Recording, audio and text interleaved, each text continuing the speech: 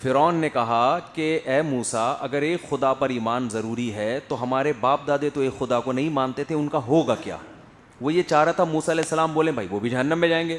یہاں سے فوراً کیا کرتا وہ, ارے میرے ابو کو, میرے ڈیڈی کو جہنمی بول دیا, اور دیکھو تمہارے باپ کو بھی کیا بول دیا جہنم میں, تمہاری ماں جس نے تمہیں دودھ پلایا. حالانکہ اس کا جنت جہنم سے کیا تعلق ہے بھائی, آپ کو دودھ پلایا نا اس نے, لیکن جس خدا نے ماں کو یہ اولاد دی اس ماں نے اس خدا کو مانا کہ نہیں مانا؟ بھائی مخلوق پر احسان ہے نا, خدا کے لیے کیا کیا انہوں نے.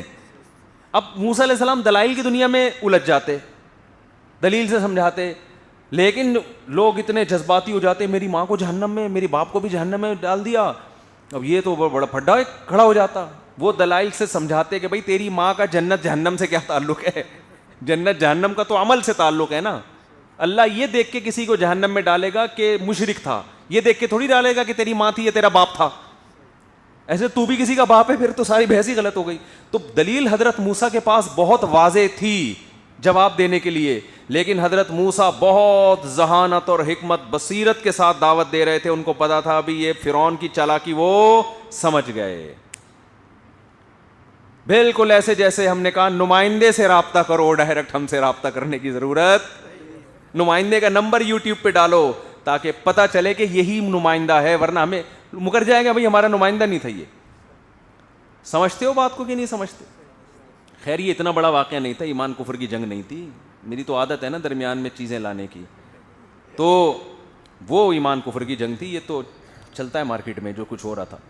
تو موسیٰ علیہ السلام سے فرعون نے کہا فما بال القرون الاولی, اچھا آپ نے تقریر تو بڑی زبردست کر دی. وہ رب جس نے جو کائنات کو بنایا, جو ہر چیز کو نیچر پہ چلایا, جو آسمان سے بارشیں برساتا ہے, منہا خلقناکم, اسی مٹی سے پیدا کیا, اسی مٹی میں کر دیتا ہے, اور طرح طرح کے نباتات پیدا کیے. ٹھیک ہے جی, بہت زبردست. فرعون سمجھ گیا بھائی یہ قوم میرے ہاتھ سے, یہ تو پورا مولانا طارق جمیل صاحب کا بیان ہو گیا نا, لوگ جذباتی ہو رہے ہیں, ان کی بیان جیسا بیان ہو گیا, یہ تو لوگ جذباتی ہو رہے ہیں, یہ تو سارے مجھے چھوڑ چھاڑ کے چلے جائیں گے. فوراً یوٹن لیا, کہنا فما بال القرون الاولی, اچھا آپ اتنے ہی سچے ہو تو ہمارے باپ دادے اور جتنی قومیں چلی گئی ہیں ان کا انجام کیا ہوگا. وہ چاہ رہا تھا یہ زبان سے کیا کہہ دیں بھائی جو شرک پر گئے جہنم میں, اور پھر مجھے موقع مل جائے گا. دیکھو موسیٰ علیہ السلام نے فرمایا علمھا عند ربی فی کتاب, وہ کہاں جائیں گے, کس کو کیا ٹھکانہ ملے گا, میرے رب کے پاس کتاب میں سب محفوظ ہے. لا یضل ربی, میرا رب نہ غلطی کرتا ہے کہ کسی کو جنت میں جانا ہو جان کر اس کو جہنم میں پھینک دے, اور بنتی جہنم ہو صحیح ہے نا, زبردستی اس کو کہاں گھسیٹ دے جنت میں. ولا ینسا, اور بھولتا بھی نہیں ہے کہ بھولے سے ایسا ہو کہ جانا جنت میں تھا, غلطی سے بھولے سے یعنی جہنم میں پھینک دیا.